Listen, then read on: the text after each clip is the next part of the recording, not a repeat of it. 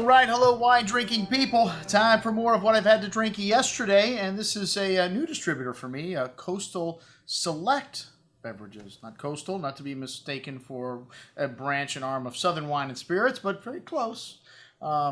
Anyways, you make enough noise and they may come after you. But anyways, you guys have some good wines. One of the wines we used to have from our good friends at Unrio. They used to carry Luis Cañas, so we have some of these wines in the store. The 2009 Reserva was up first, and this one's a blend of Tempranillo and Graciano. Very fruity bouquet, wild strawberries, kind of hints of flowers and light wood spice, and some fresh earthy notes, some underbrush here. Very fresh and fruity wine on the tongue with a nice hint of spice and earthy notes on the finish. Short but pleasant, a very good little wine. $28.50. You know, there's some great value in Rioja today.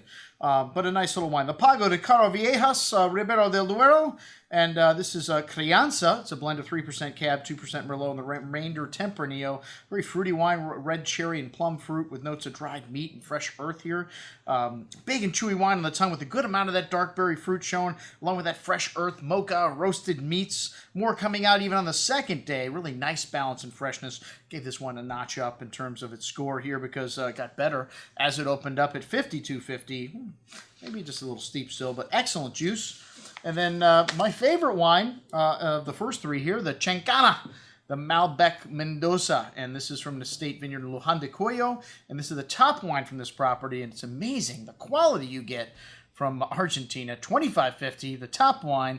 And this wine's got a big bouquet of blackberry, blueberry fruit with notes of espresso, dark licorice spice, and black earth. A good amount of that dark berry fruit showing on the tongue with a full array of black earth and licorice spice from the nose through the finish. And notes of mocha and some of that dry tannin at the end, but really nicely balanced. Could last for up to a decade in your cellar.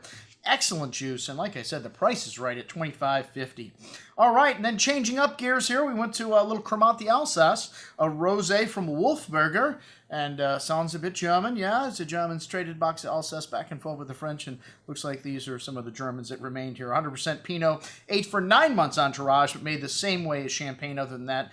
And pretty nose here. Rose petals, wild strawberry, red cherry fruit. Very forward and juicy wine on the tongue with a light briny middling notes. Those pretty floral notes. Also a very good little wine. Great value for a sparkler at $23.25.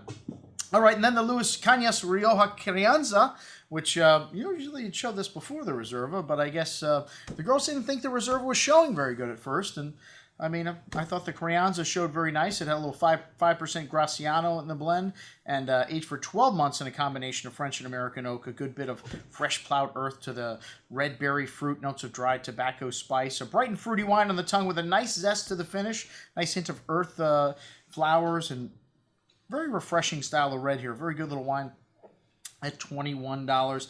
And then the Accorbini.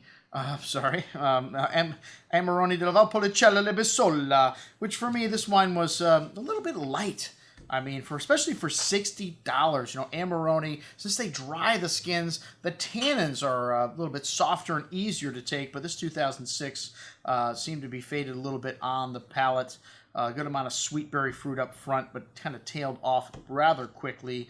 A little disappointing for me, but and I love Amarone. That's what we had to drink with our friends from Coastal Select Beverages. I'm your host, Andrew Lampisoni, signing off for the Wine Watch, saying remember, always drink the good stuff first.